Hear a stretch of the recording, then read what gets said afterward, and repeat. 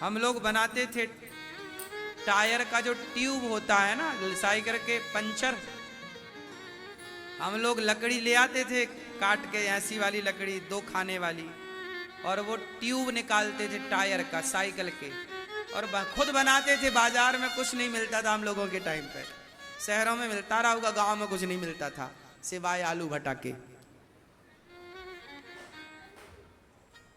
है ना। तो हम लोग ना बचपन में जो खेल खेलते थे तो खुद गेम बनाते थे। मैं स्वयं बनाता था, मेरे से बनाना आता है सब कुछ। मैं जितने खेल खेलता था बाजार से खिलौने खरीद कर नहीं, खुद खिलौने बनाता था, उन खिलौनों से मैं खेलता था। ये मेरा बचपन है। और मेरे टाइम के सारे बच्चे खुद के बनाए खिलौनों से खेलते थे। देखिए हम लोग उस जमाने के बचपन के वैज्ञानिक थे। जो खिलौनों से खेलना होता था वो खिलौने खुद बनाते थे। इसलिए हम लोगों में निर्णय लेने की क्षमता है। आज के बच्चे निर्णय नहीं ले पाते, ये बने बनाए खिलौनों को खेलते हैं। हम लोग खिलौने खुद से बनाते थे। हम लोग क्या करते थे, एक खेत में खूंटा गाड़ते थे और एक बीच में छेद करके एक बड़ी लकड़ी बैलेंस करके उसके ऊपर रखते थे, और एक लड़का उस तरफ बैठता था, जैसे आजकल पार्कों में लगा रहता ना, ये आजकल जो आप करते हो ये हम लोग खुद बनाते थे। कुल्हाड़ी लेके जाते थे खेत, लकड़ी देखते थे, खुद छेद करते थे, खुद बनाते, और फिर दोनों बच्चे हम मित्र लोग ऐसे ऐसे झूलते थे, उस खुद बनाते थे। जो झूला आजकल आप खेलते हो हम लोग वो बनाते थे बचपन में।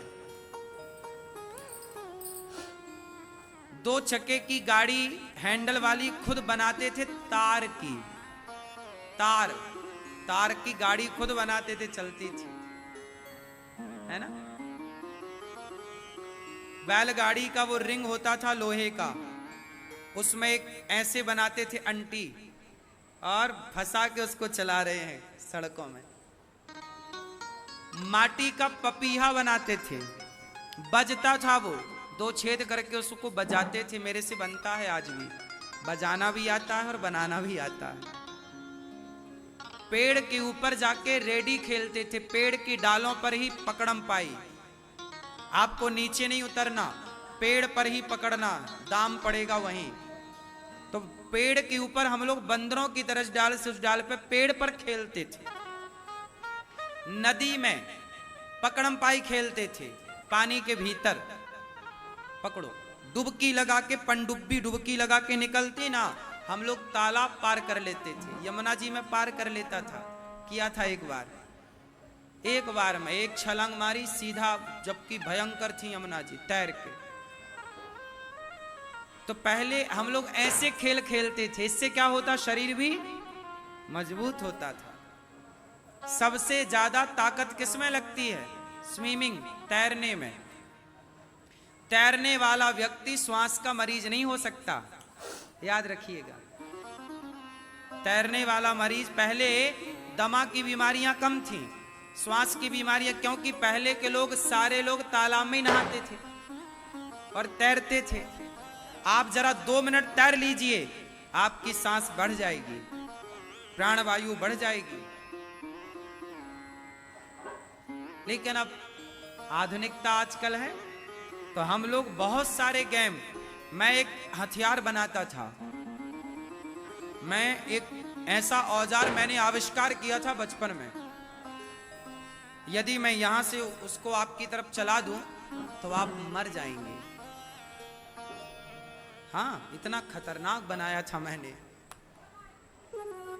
और वो ना धनुष था ना बाण था, एक बाण था, सिर्फ बाण कह सकते हैं उसे, बाण था पतला सा, और वो बाण अपने से चलता था। मैंने उसको एक सिस्टम बनाया था बचपन में खुद से।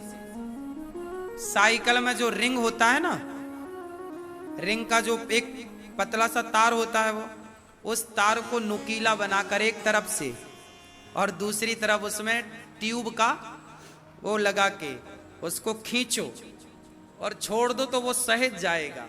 हम लोग दूर से उससे निशाना निशाना खेला करते थे, पेड़ों पे मारा करते थे।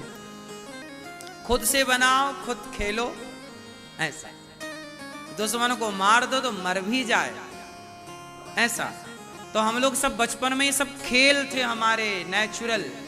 आपको बस ये सारी बातें मैं इसलिए बता रहा हूं कि आपके बच्चे दिन भर मोबाइल पर खेलते हैं तो निर्णय लेने की क्षमता नहीं डेवलप हो पाती, डिसीजन नहीं ले पाते, ना तो मानसिक विकास हो पा रहा है ना तो शारीरिक विकास हो पा रहा है।